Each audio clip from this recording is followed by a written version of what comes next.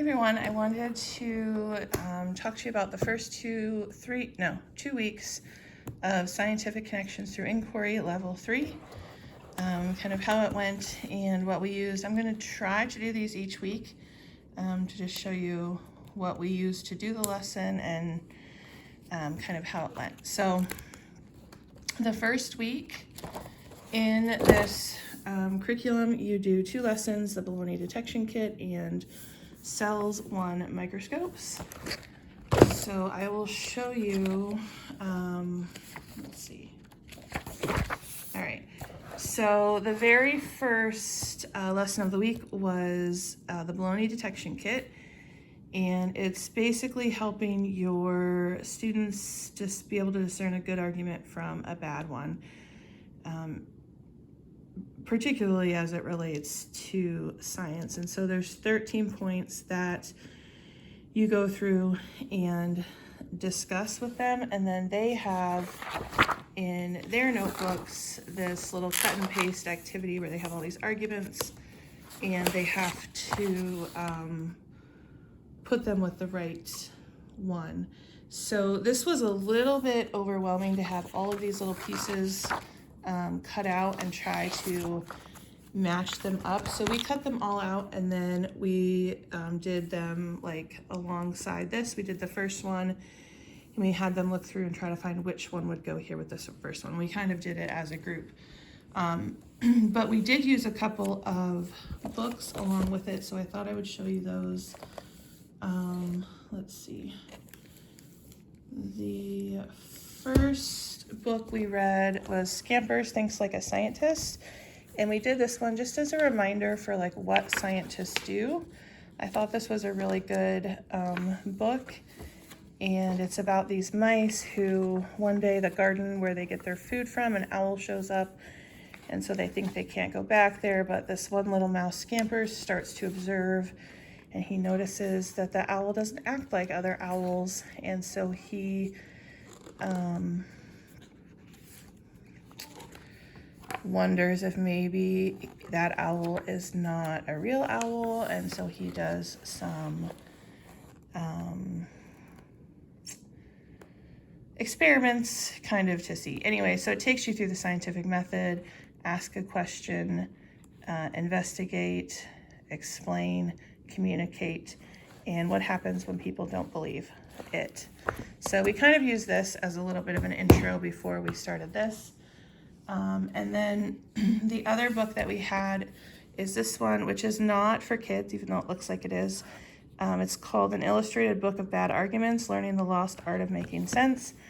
And we read a few of these, but there was like a couple that specifically related to the science. And so I didn't necessarily read all this, but we looked at the picture and we read that part. So we did that, and then the other one that we read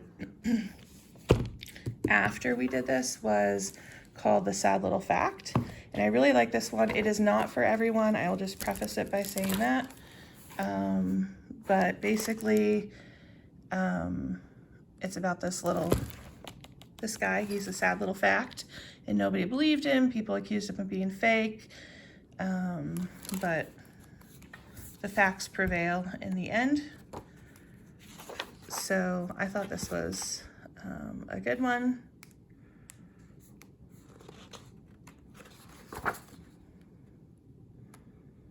These are lies. Anyway, again, it's not for everyone.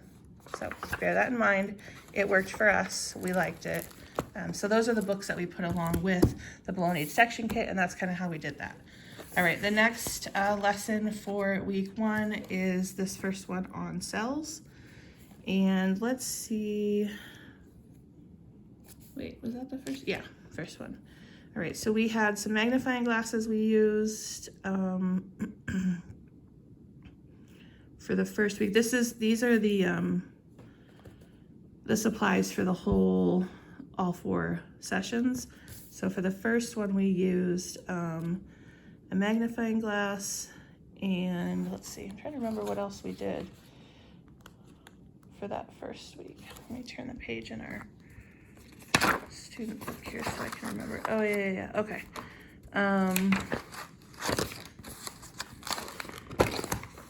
So let's see here.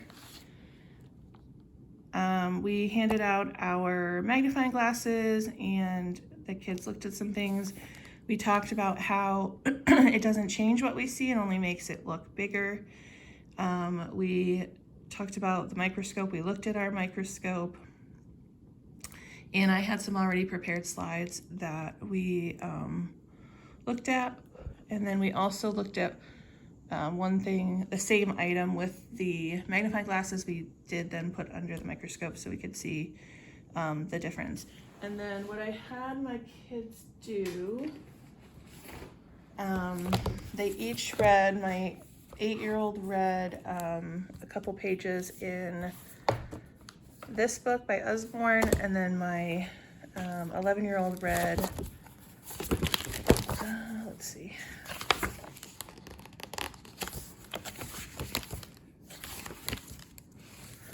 this couple pages in this Usborne book.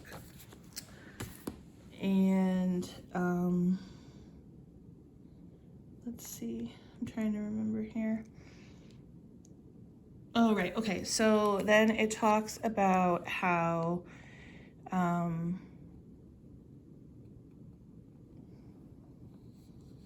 to prepare a wet mount slide. So after we kind of played around with the microscope, used our already prepared slides, read some things in here.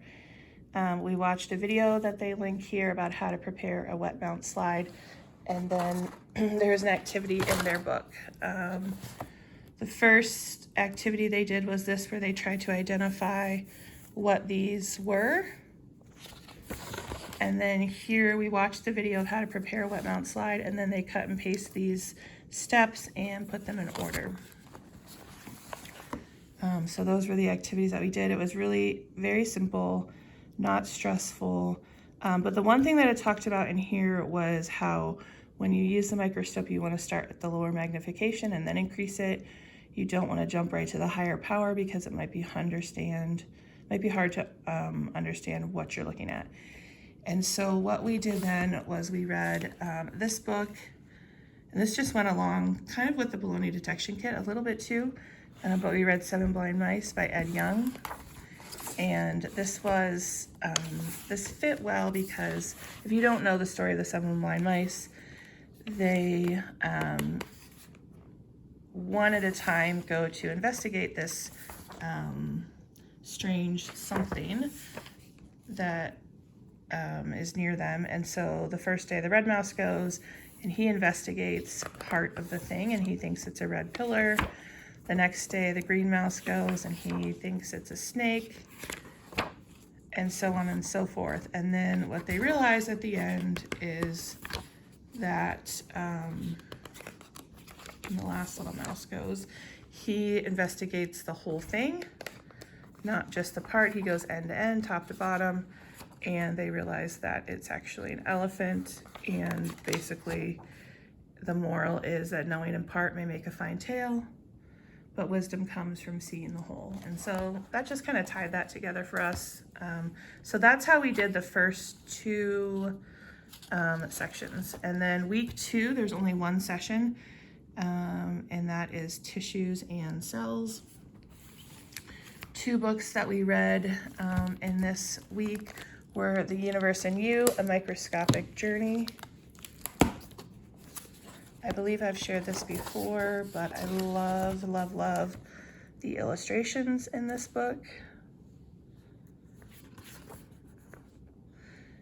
And it just page by page goes smaller and smaller and smaller into what you're looking at.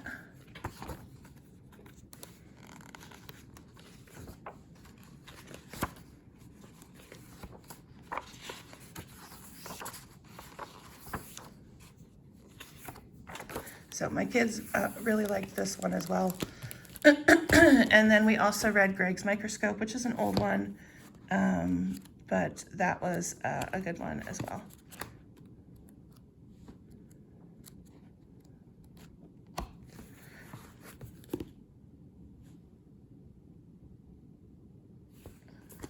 So those were the two books that we read with this one. But here with this one, now they are actually preparing a wet mountain slide. So they're going through those steps that they learned in the previous lesson, and they're actually putting it into practice. We did, I'm trying to think, they collected something from outside to do, like a leaf.